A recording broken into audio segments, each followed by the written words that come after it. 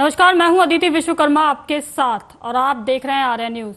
भारत में 3 नए आपराधिक कानून यानी कि भारतीय न्याय संहिता, भारतीय नागरिक सुरक्षा संहिता और भारतीय साक्ष्य अधिनियम आज से पूरे देश भर में लागू हो गए हैं। इन कानूनों ने भारतीय दंड संहिता, आपराधिक प्रक्रिया संहिता और भारतीय साक्ष्य अधिनियम की जगह ली है। नए कानून लागू होने से न सिर्फ धाराएं बदल गई हैं बल्कि कई प्रावधानों की परिभाषा भी बदल गई है। दिल्ली पुलिस की स्पेशल सेल की सीपी छाया शर्मा ने बताया कि पुराने मामलों को आईपीसी के तहत निपटाया जाएगा। 1 जुलाई से जब नए मामले दर्ज होंगे तो उन पर बीएनएस यानी कि भारतीय न्याय संहिता की धाराएं लागू होगी। सभी को इन धाराओं का पालन करना होगा। अब नए मामलों को भारतीय न्याय संहिता यानी कि बीएनएस के तहत और भारतीय नागरिक सुरक्षा संहिता बीएनएसएस के धाराओं के तहत निपटाया जाएगा। 3 नए आपराधिक कानून लागू होने पर पौंडुचेरी के पूर्व एलजी और पूर्व आईपीएस अधिकारी किरण बेदी ने कहा कि इससे मुझे जो सबसे बड़ा लाभ दिखाई देता है वो ये है कि इससे पुलिस की जवाबदेही, पारदर्शिता, तकनीक, पीड़ितों के अधिकार, अदालतों में तुरंत सुनवाई, अभियुक्तों के अधिकारियों के लिए पुनः परीक्षण मिल रहा है। भारतीय दंड संहिता में 511 धाराएं थी, लेकिन भारतीय न्याय संहिता में धाराएं 358 रह गई है। संशोधन के जरिए इसमें 20 नए अपराध शामिल किए गए हैं, तो वहीं 33 अपराधों में सजा भी बढ़ाई गई है। 83 अपराधों में जुर्मानों की भी रकम बढ़ाई गई है। 23 अपराधों में अनिवार्य न्यूनतम सजा का भी प्रावधान है। 6 अपराधों में सामुदायिक सेवा की सजा का प्रावधान किया गया है। आपको बता दें कि संसद में तीनों विधेयकों के चर्चा के दौरान केंद्रीय गृह मंत्री अमित शाह ने कहा था कि इनमें सजा देने की बजाय न्याय देने पर फोकस किया जाएगा। तो आज से 3 नए कानून भारतीय न्याय संहिता, भारतीय नागरिक सुरक्षा संहिता और भारतीय साक्ष्य अधिनियम देश भर में लागू हो गए हैं और इन पर चर्चा करने के लिए मेरे साथ जुड़ेंगे दिल्ली हाईकोर्ट से एडवोकेट मनीष भदौरिया।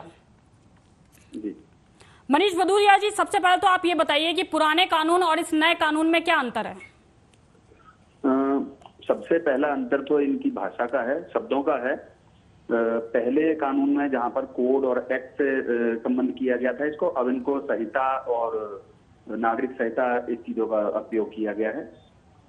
दूसरा जो बड़ा परिवर्तन है वो है इसके अंदर जो पुलिस की पावर्स को बढ़ाया गया है और पुलिस को टाइम बाउंड किया गया है सेक्शन से संबंधित कि कितने समय के अंदर किस कार्य को उन्हें निपटारा करना है। आगे चलें तो इसमें जो एविडेंसेस आज के समय में प्रासंगिक हैं, जैसे कि फेसबुक का कोई है या कोई वीडियो रिकॉर्डिंग है, ऑडियो रिकॉर्डिंग है या कोई सोशल नेटवर्किंग साइट पर कोई वीडियो चल रहा है, तो उससे संबंधित प्रावधान किए गए किस प्रकार से पुलिस उसको प्रिक्योर करेगी और किस प्रोसीजर के तहत उसको अदालत के सामने प्रस्तुत करेगी। जी, पहले जो है मर्डर पे 302 लगती थी, लेकिन अब 103 की बात कही जा रही। तो जितनी भी धाराएं वो लगभग सभी तय हो गई हैं, सभी बदल गई हैं और दोबारा से जो है अब जो नए लॉ के स्टूडेंट्स होंगे उनको नई धाराएं, पुरानी धाराओं की बजाय नई धाराओं का अध्ययन करना होगा। जी बिल्कुल बिल्कुल। जो पुराने समय से कई धाराएं जो बनाई गई थी 1860 में, उन कई धाराओं को तो उसमें रिपील कर दिया गया था, हटा दिया गया था। वो आज भी थी, लेकिन वो एक धारा मौजूद थी जबकि वो रिपील हो चुकी है। और कई धाराओं को ऐड किया गया था, 41A, 304B, 498, इस तरह की बहुत सारी धाराएं थी। तो उन्होंने इन धाराओं को एक पर्टिकुलर सेक्शन में परिभाषित कर दिया है, पर्टिकुलर सेक्शन में उसकी सजा निर्धारित कर दिया। जैसा कि अभी बताया, आपने देखा कि 20 से ज्यादा जो है बढ़ा दिए गए हैं, करीब 40-45 सेक्शन जो है उनमें परिवर्तन किया गया है, कम्युनिटी सेवा का प्रावधान किया गया है, सजाओं को बढ़ाया गया है, जुर्मानों को बढ़ाया गया है। तो ये बहुत सारे परिवर्तन हैं जिनसे इसमें जो देश में आज की व्यवस्था के अनुसार इसको लागू करने के लिए प्रयत्न किया जा रहा है। आपने बात की कि पुलिस की पावर को बढ़ाया गया है, किस तरीके से बढ़ाया गया है पुलिस की पावर को? देखिए, एक उसका ज्वलंत उदाहरण ये है कि पहले पुलिस को 14 दिन में ही एक्यूज का रिमांड लेने का अधिकार था कि अगर वो रिमांड लेगी तो 14 दिन में ही रिमांड ले सकती है अरेस्ट के अंदर। अब क्या है, वो 45 दिन के अंदर कभी भी उसका रिमांड ले सकती है और कितनी भी बार रिमांड ले सकती है, जिससे कि पुलिस को एक ये फायदा मिलेगा कि अगर कोई ऐसा फैक्ट उसे लगता है कि रिकवर करना आवश्यक है 14 दिन के बाद भी, तो इजीली उसमें एप्लीकेशन लगा के उसका रिमांड लेकर उस चीज पर रिकवर कर सकती है। पहले वो बाउंड हो जाते थे कि नहीं, इसके बाद आप ले ही नहीं सकते। जी, और अब 0 एफआईआर की भी बात की गई है कि देश भर में कहीं भी जो है अपने जिस जगह पे जो अपराध हुआ है उसे ना रहकर कहीं भी एफआईआर को दर्ज किया जा सकता है। बिल्कुल, पहले एक 0 एफआईआर का प्रावधान था जो बहुत लंबे समय से चला आ रहा था कि किसी व्यक्ति के साथ कोई अपराध हुआ है तो वो जहां पर भी नियर बाई पुलिस स्टेशन है या जहां पर उसको लगता है वो जाके उस एफआईआर को, उस इन्फॉर्मेशन को पुलिस को देता था और पुलिस उस इन्फॉर्मेशन के आधार पर तय करती थी कि उसका क्षेत्राधिकार कहाँ का है और वहां पर उसको ट्रांसफर कर देती थी। वो उसको 0 एफआईआर कहा जाता था। अब इसमें एक स्पेसिफिक प्रोविजन कर दिया गया है कि अगर ऐसी कोई सूचना पुलिस को प्राप्त होगी तो वो उस स्थिति में पुलिस जो है उसको प्रॉपर किस प्रोसीजर के तहत दूसरे पुलिस स्टेशन को रेफर करेगी या फिर केस प्रचार उसको इन्वेस्टिगेट करेगी। इसमें समय से न्याय मिलने की भी बात की जा रही है। हालांकि न्याय तो पहले भी मिलता था, कोर्ट में प्रॉपर प्रोसीजर चलता है, लेकिन समय से न्याय का क्या मतलब है?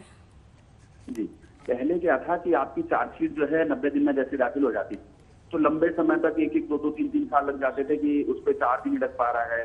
कमियां रह गई हैं कि भाई ये रिपोर्ट आनी बाकी है, ये फलानी एफएसएल की रिपोर्ट बाकी है, मेडिकल की रिपोर्ट बाकी है, वहां से बैलिस्टिक रिपोर्ट बाकी है। बहुत सारे लेक्यूनास रहते थे पुलिस, जिस वजह से सालों तक ना गवाहियां ही स्टार्ट नहीं हो पाती थी। अब इसमें प्रावधान कर दिया गया है कि चार्जशीट पेश होने के 45 दिन के अंदर ही अक्यूज अपनी डिस्चार्ज की एप्लीकेशन मूव करेगा और उस पर जो ऑनरेबल कोर्ट है वो उसको जल्दी से जल्दी निपटारा करेगी। अब वो पहले की तरह ऐसा नहीं होगा कि चार्ज पे ही 3 साल, 2 साल, 4 साल केस चले जा रहा है और एक्यूज को न्याय प्राप्त नहीं हो रहा है। अब वो एक लिमिटेशन फिक्स कर दी गई कि इतने दिनों में डिस्चार्ज की एप्लीकेशन जाएगी, इतने दिनों में तकरीबन जो है इसकी गवाहियां कंक्लूड करी जाएंगी, इतने दिनों में ये चीजें रिपोर्ट सारी कोर्ट के सामने दाखिल कर दी जाएंगी। और किस तरह के बदलाव जो है किए गए हैं? जैसे कि देखा जाए इस समय पे ठगी के मामले काफी ज्यादा नजर आते हैं, ऐसे में इनको लेकर क्या सख्ती की गई है? इस मामले में पुलिस को एक प्रोसीजर और एक बताया जा रहा है कि ऐप उनकी बना दी जाएंगी और कुछ बना दी गई हैं जिस पर वो ऐप पर उन चीजों को तुरंत अपलोड कर पाएंगे। जैसे कि कोई सीसीटीवी फुटेज पुलिस को मिलती है तो पहले पुलिस क्या करती थी कि गई और उस सीसीटीवी फुटेज को लिया, उसके बाद फिर उसकी सीडीआर को लिया, सीडीआर के बाद उसको फिर पेन ड्राइव में डाला, पेन ड्राइव के बाद कोर्ट को दिखाया, फिर उस पूरी पेन ड्राइव को डीवीआर को सीसीटीवी को एफएसएल के लिए भेजा। वो एक पूरा लेंथी प्रोसेस होता था।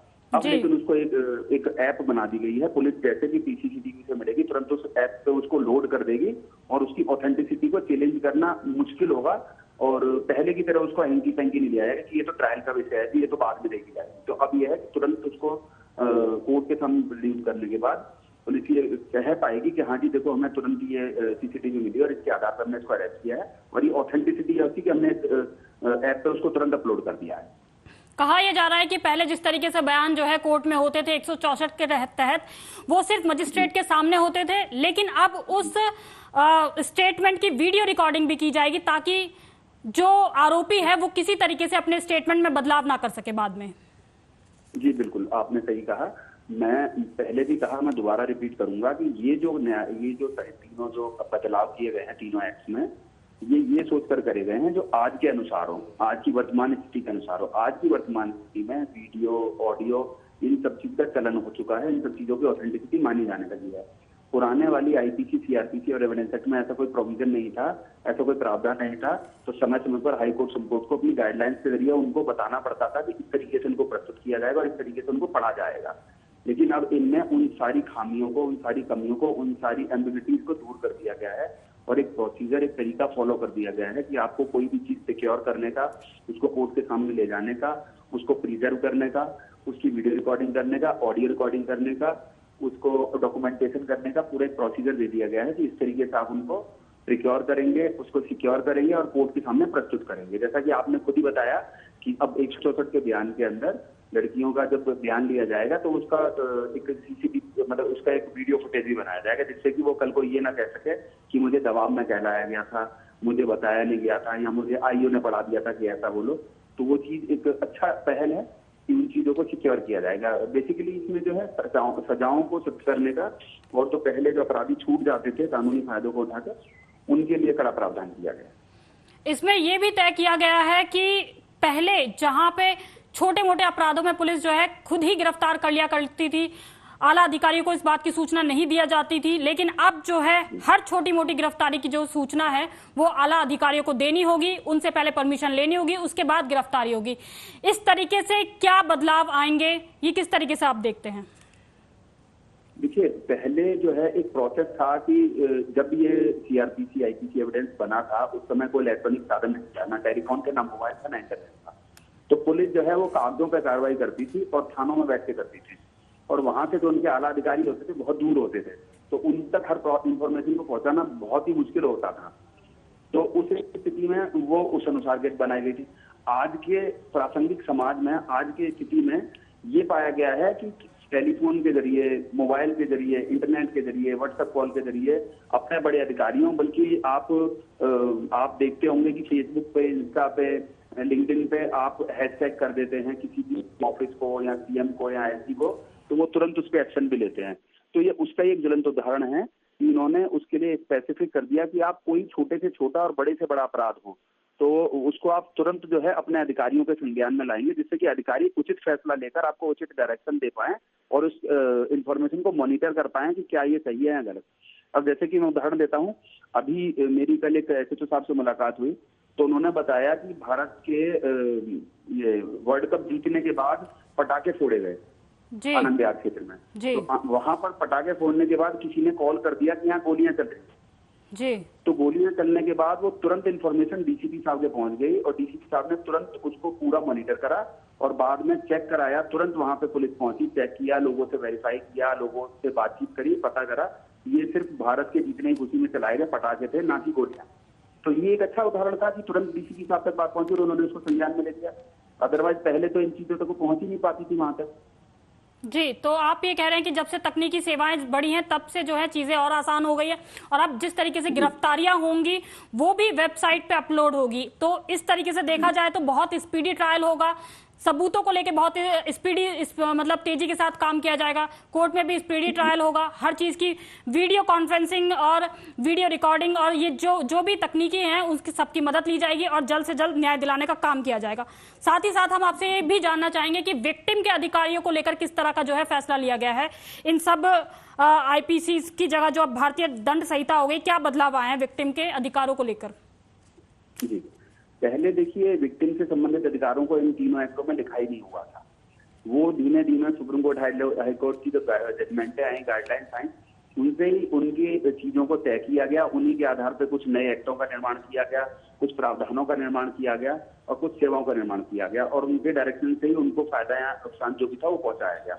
अब इनमें स्पेसिफिकली इनेक्ट करने का प्रयास किया गया है कि जो विक्टिम है उसको तुरंत जो है अपनी कानूनी सहायता, उसके साथ साथ उसको आर्थिक सहायता, उसको साथ साथ उसको सामाजिक सहायता, उसकी काउंसलिंग, इन सब चीजों का लिखित प्रावधान कर दिया गया है कि एक जैसे रेप की विक्टिम है तो उसको क्या क्या चीज की नीड होती है, तो इनेक्ट कर दिया गया है कि वो सारी चीजें उसको तुरंत प्रोवाइड हो पाए।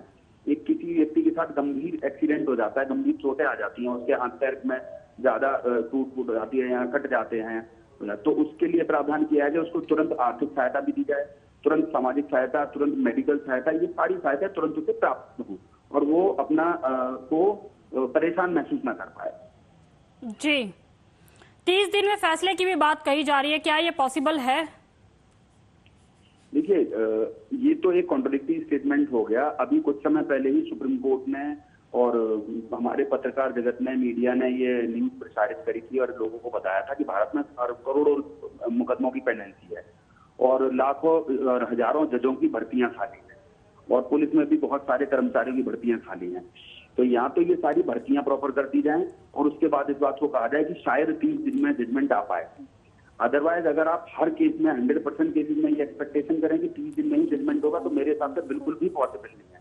हाँ, कोई एक्सेप्शनल केस हो, कोई मीडिया ट्रायल हो, कोई प्रत्यक्ष हो, कोई ऐसा, तो उसके लिए मैं नहीं कहता। तो जैसे कि पहले कभी देखा भी गया है कि जैसे वो राजस्थान में एक रेप केस हुआ था विदेशी महिला के साथ, तो 10 दिन में जजमेंट आ गया था, तो एक एक्सेप्शनल केस था। अदरवाइज आज के समय में और इतने मुकदमों की पेंडेंसी में ये बिल्कुल नहीं कहा जा सकता कि 30 दिन में कोई फैसला आ पाएगा, क्योंकि इसमें सिर्फ धाराओं को चेंज किया गया है। बेसिकली प्रावधानों में बहुत ही हल्के फुल्के परिवर्तन किए गए हैं, उसमें इस तरह का कोई प्रावधान नहीं है कि इतनी जल्दी फैसले आ पाए। ठीक है मनीष भदौरिया जी, बहुत बहुत धन्यवाद आपका इस तमाम जानकारी के लिए। तो 3 नए कानून आज से लागू कर दिए गए हैं भारत में, भारतीय दंड संहिता, भारतीय साक्ष्य अधिनियम और भारतीय नागरिक सुरक्षा संहिता। इसी पे ज्यादा जानकारी के लिए मेरे साथ दिल्ली हाईकोर्ट से नीतू वर्मा भी जुड़ गई हैं। जानेंगे उनसे कि वो इस जो 3 नए कानून है इनको किस नजर से देखती हैं, क्या ये पहले से बेहतर हैं और क्या कुछ बदलाव किए गए हैं। नमस्कार, मैं एडवोकेट नीतू वर्मा जी। और जैसा कि 1 जुलाई 2024 से हमारे न्यू लॉज चेंज हुए हैं जो कि रिप्लेस कराए हुआ है IPC CRPC and evidence act. तो ये भारतीय न्याय संहिता, भारतीय साक्ष्य अधिनियम और भारतीय साक्ष्य अधिनियम, भारतीय न्याय संहिता, भारतीय नागरिक सुरक्षा। जैसा कि इसमें काफी सारे चेंजेस बताए जा रहे हैं, जिसमें कि मेन चेंजेस जो हमारे चेंजेस हुए हैं कि किसी भी जो पहले हमारी जो FIR सिस्टम था उसमें काफी तब्दीली आई है कि जैसे लोगों को तुरंत रिड्रेसल नहीं मिलता था या FIR रजिस्ट्रेशन में चेंजेस होते थे या FIR रजिस्टर तुरंत नहीं होती थी। अब ऑनलाइन प्रोसेस इन्होंने काफी सशक्त कर दिया है। और दूसरा, बहुत सारे मेजर चेंजेस आए हैं, जैसे कि इसमें पॉक्सो में भी चेंजेस किए गए हैं, जिसमें रेप विक्टिम्स के लिए काफी सारी इंपॉर्टेंट चीज दे रखी हैं। तो अब ये सारे तब्दीले इसमें हुए हैं। जी, आप ऑनलाइन FIR की बात कर रहे हैं, तो ऑनलाइन की जो FIR होगी वो क्या बहुत ज्यादा गंभीर धाराओं में भी दर्ज की जा सकती है, या सिर्फ जिस तरीके से पहले चोरी या फिर जिसे कहते हैं कि बहुत ही हल्की धाराओं में जो है ऑनलाइन FIR दर्ज होती थी, तो गंभीर धाराओं में भी ऑनलाइन FIR दर्ज होंगी? यस, ये बिल्कुल सही कहा आपने कि FIR जो है वो गंभीर धाराओं में भी ऑनलाइन FIR आपकी रजिस्टर्ड होगी। ठीक है, जो सिस्टम है बेसिकली, जो पहले जो सिस्टम था उसको काफी ज्यादा इन्होंने सशक्त तरीके से किया है, जिसमें कि नागरिक को बहुत सुरक्षा मिलने वाली है। उन लोगों को चक्कर नहीं लगाने पड़ेंगे पुलिस थानों के, और जो सिस्टम है, जो रिड्रेसल सिस्टम है, वो इन्होंने बहुत सशक्त किया है कि एक कहते हैं ना कि इंफॉर्मेशन, तो वो इंफॉर्मेशन उनको ऑनलाइन मिलेगी। तो पुलिस जो भी काम करेगी अब वो सब इंफॉर्मेशन जो है उसको वेबसाइट पे अपलोड करनी पड़ेगी, चाहे वो गिरफ्तारी हो, चाहे वो उस गिरफ्तारी से जुड़ा कोई भी मसला हो, सभी चीजों को क्या वेबसाइट पे डाला जाएगा? यस, बिल्कुल सही कहा आपने, वो वेबसाइट पे होगा। और दूसरा कि जो कि कुछ गंभीर अपराध होते हैं जिसके लिए हमें सेफ साइड चलना पड़ता है, तो वो मसले नहीं रखा जाएगा, लेकिन जो मोस्टली इंफॉर्मेशन है FIR रजिस्ट्रेशन से रिलेटेड वो हर व्यक्ति को इसमें तुरंत प्रोवाइड की जाएगी। माइनर रेप केस में डेथ पेनल्टी की बात कही गई है, तो इस फैसले को आप किस नजर से देखते हैं? क्या डेथ पेनल्टी हर केस में पॉसिबल होगी, या फिर कुछ ना कुछ जो है जिस तरीके से अभी हम वर्तमान की बात कर ले तो IPC में जो वकील होते हैं वो कोई ना कोई छेद ऐसा निकाल लेते हैं जहां से जो है आरोपी को, जिसे कहते हैं, मुक्त हो ही जाता है वो। लेकिन अब जो है, जो ये नए कानून बने हैं, इनमें ऐसे क्या सख्त प्रावधान होंगे कि जिसकी वजह से लगे कि हाँ, न्याय मिलना संभव होगा? अब देखिए, पहले भी न्याय व्यवस्था हमारी कमजोर नहीं थी, लेकिन कहीं ना कहीं हमारी एडमिनिस्ट्रेशन की, पुलिस डिपार्टमेंट की, मैं वकील को तो सशक्त नहीं कहूंगी, तो अब जो हमारी डेथ पेनल्टी जो इम्पोज की गई है, जैसे एक्सीडेंट की मैं बात करूं, जो धारा 304 लगाई जाती थी, जिसमें कोई व्यक्ति अगर रोड पे एक्सीडेंट कर देता है और अगर कोई व्यक्ति की डेथ हो जाती है तो उसमें मैक्सिमम मिनिमम जो डेथ पेनल्टी होती थी वो 7 साल, लेकिन जो हमारा नया कानून आया है उसमें 10 साल के इन्होंने प्रावधान दिया हुआ है। ठीक है, तो न्याय की दृष्टिकोण से देखें, हर व्यक्ति को न्याय मिलना उसका सबसे पहला इम्पोर्टेंट है। अगर कोई व्यक्ति को न्याय नहीं मिलता तो कहीं ना कहीं हमारी न्याय प्रणाली में दिक्कत है। तो अब जो नया कानून आया है वो काफी सशक्त बनाया गया है, तो इस नजरिए से मैं कहना चाहूंगी कि उसमें लोगों को न्याय काफी सशक्त तरीके से मिलेगा। जी, ट्रांसपेरेंसी की बात कही गई है कि अब जो व्यवस्था होगी कानून की वो ज्यादा ट्रांसपेरेंट होगी। किस तरीके से ट्रांसपेरेंट होगी? देखिए, सबसे पहले तो जो पुरानी न्याय व्यवस्था है उसमें कुछ कानून ऐसे हैं कि इसमें बहुत झोल है। जो नए कानून आए हैं उसमें कुछ ऐसी धाराएं इंप्लीमेंट की गई हैं जिसमें कि एक व्यक्ति को बहुत सारी चीजें देखने को मिलेंगी। अभी जैसा कि इन्होंने न्यू इम्प्लीमेंटेशन किया हुआ है, मैंने आपको अभी एक्सीडेंटल केस के बारे में बताया था, उसमें एक्सीडेंटल में जैसे कि आप पूना का केस देख लिए, उसमें एक्सीडेंट करने के बावजूद भी उनको बेल मिल गई। लेकिन जो नया कानून आया है उसमें ये चीज पूर्ण रूप से दे रखी है कि कोई भी व्यक्ति अगर सड़क पर हादसा कर देता है या ड्रिंक करके चलाता है तो उसका पूरा प्रावधान 10 साल का है और उसमें किसी तरीके की कोई रियायत नहीं बरती जाएगी। तो ऐसे बहुत सारे ऐसे कानून हैं जिसमें पॉक्सो, रेप विक्टिम, इसमें बहुत सारी चीजें ऐसी हैं जिसमें लोगों को बहुत सख्त तरीके से न्याय मिलेगा। अब जो आपने रेप केस की बात करी, अब ये भी कहा गया है इस नए कानून में कि रेप जैसे मामलों में 7 दिन के अंदर अंदर आपको जो है जो मेडिकल रिपोर्ट होती है वो सौंपनी होगी। पहले भी क्या इस तरीके से देरी होती थी, लेकिन अब जो है टाइम बाउंड कर दिया गया है कि आपको 7 दिनों के अंदर अंदर जो है ये मेडिकल रिपोर्ट देनी ही होगी। बिल्कुल सही बात कह रहे हैं कि रेप विक्टिम की, जैसे कि मैं लाइव केस से बता दूं कि मैंने एक बिहार का एक मैटर किया था। मैं नाम डिकोड नहीं करना चाहूंगी क्योंकि न्यायिक दृष्टिकोण से उनको छुपा के रखना पड़ता है। जो हमारी विक्टिम्स होती हैं उसमें ही उस विक्टिम को 4 साल लग गए। अब चूंकि उन्होंने the legal right organisation of India NGO के माध्यम से हमें संपर्क किया तो हमने उन्हें न्याय दिलाने में भरसक प्रयत्न किया। तो ये जो झोल और जो लचीलापन है वो हमारे पुराने कानून में था, लेकिन इस नए कानून में चूंकि पुलिस वालों के ऊपर पूरी गाज आई है तो इसीलिए तो अब हमारा जो न्याय व्यवस्था है काफी सुदृढ़ होगा और जो रेप विक्टिम है उसको तुरंत न्याय मिलेगा। पहले भी ये देखा जाता था कि इवन वकील अगर किसी तरीके का कोई भी एफआईआर दर्ज कराने के लिए जाता है तो उसमें भी झोल लगाते हैं, मतलब उसमें उन्होंने तुरंत एफआईआर रजिस्टर्ड नहीं करते। आप ये करके लेके आइए, आप वो करके लेके आइए। तो नए कानून के जरिए पुलिस वालों के ऊपर बहुत सशक्त तरीके से इम्प्लीमेंटेशन करा गया है कि ताकि वो तुरंत के तुरंत एफआईआर रजिस्टर्ड करें। जीरो प्रावधान है, जीरो एफआईआर का प्रावधान है जो पहले भी था, लेकिन जो नए कानून में है उस पर उन्होंने एक डंडा कस दिया है कि उनको ये करना ही करना पड़ेगा। और अगर नहीं करेंगे तो चूंकि वो ट्रांसपेरेंसी इतनी होगी कि हर व्यक्ति की जो नजर रहेगी वो नए कानून के माध्यम से उनके ऊपर रहेगी। आरोपियों को जब कोर्ट में पेश किया जाता है तो हमने अक्सर देखा है कि हाथ में हाथ जो होता है आरोपी का और पुलिस वालों का साथ में होता है, लेकिन अब जो है हथकड़ी को मैंडेटरी कर दिया गया है।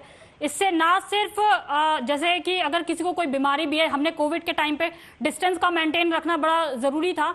अब जो है ये हथकड़ियां खास तौर पे उन लोगों के लिए जो बहुत ज्यादा जैसे कि टेररिस्ट हो गए, बहुत ज्यादा जो गंभीर अपराध की श्रेणी में आते हैं उनके लिए खास तौर पे मैंडेटरी कर दिया गया है। और ऐसे क्या क्या जो है बदलाव अब नए कानून में देखने को मिलेंगे?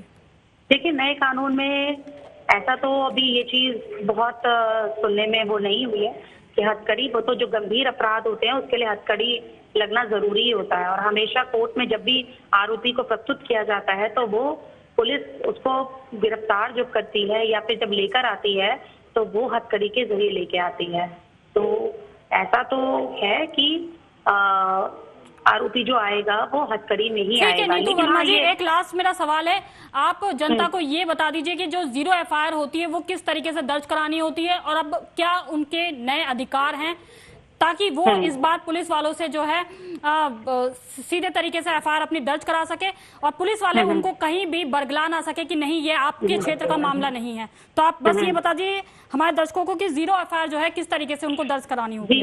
जीरो एफआईआर का प्रावधान यह है कि अगर कोई पीड़िता है और अगर उसी जुडिक्शन में, वो जुडिक्शन में नहीं जहाँ पर उनका क्राइम हुआ है, तो वो किसी भी नजदीकी पुलिस थाने में जाकर अपनी कंप्लेंट को करा सकती है। जी ठीक है नीतू वर्मा जी, ठीक है, बहुत बहुत शुक्रिया आपका इस तमाम जानकारी के लिए। तो भारत में 3 नए कानून आज से लागू हो गए हैं। आईपीसी, इंडियन पिनल कोड और सीआरपीसी और एविडेंस एक्ट को अब बदल दिया गया है। भारतीय साक्ष्य अधिनियम, भारतीय नागरिक सुरक्षा संहिता और भारतीय दंड संहिता से इनको रिप्लेस कर दिया गया है। तो आज से नए कानून जो है पूरे भारत भर में लागू कर दिए गए। कहा यह जा रहा है कि इसमें सख्त प्रावधान है, कई चीजों को लेकर जो है बहुत ज्यादा सख्त प्रावधान है। ट्रांसपेरेंसी को लेकर बात की गई है, पुलिस के जो अधिकार हैं उनको ज्यादा बढ़ाया गया है। साथ ही साथ अब हर मामले की जो सूचना है वो आला अधिकारियों को भी देनी होगी। तो कहीं ना कहीं करप्शन पे भी पुलिस विभाग में रोक लगने की बात जो है हो सकता है कि सामने आएगी। इस तरीके से जो है काफी चीजों में ट्रांसपेरेंसी की जो बात है वो होगी। तो बहरहाल अभी के इस बुलेटिन में बस इतना ही। देश दुनिया की तमाम खबरों के लिए आप देखते रहें आर्या न्यूज।